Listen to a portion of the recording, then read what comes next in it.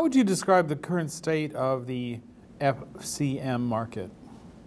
The current state of the FCM market, I would say in a word, improving. I think they had a lot of, we're in a fire drill, so to speak, after the financial crisis, and right on the heels of that you had the MF Global fraud and then the PFG fraud. So a lot of changes happening very quickly, a lot of regulatory newness getting put on them very quickly. So I think after all of that they've sort of level set.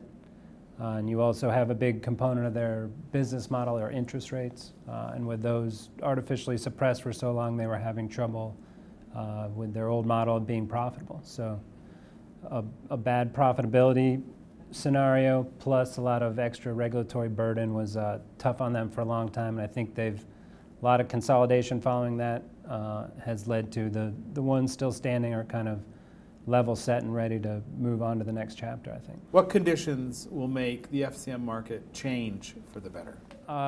As mentioned before, I think interest rates coming off that artificially low level will help the profitability of the FCMs, and hopefully with some extra profitability they can innovate a little bit more.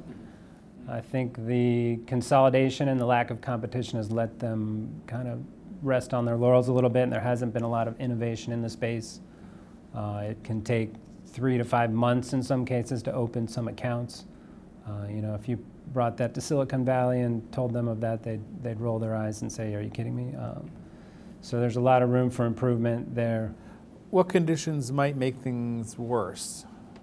Another problem, another FCM failure would be a death blow after the two that are in, you know, not too distant memory.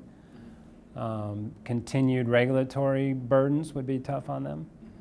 And then I think there's kind of an arms race now for cybersecurity and protecting against hacking and whatnot that's coming to the exchange world and hedge fund world and the FCM world of how do you best build your firm to protect against that and protect your customers' identities, or God forbid there's some sort of hacking where trades are getting slung into exchanges that aren't supposed to be.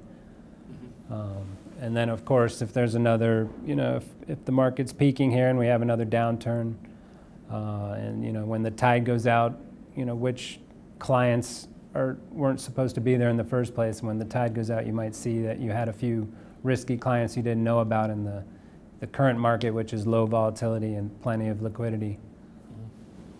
And then just a quick follow-up. The Trump administration appears to be freezing a lot of regulation.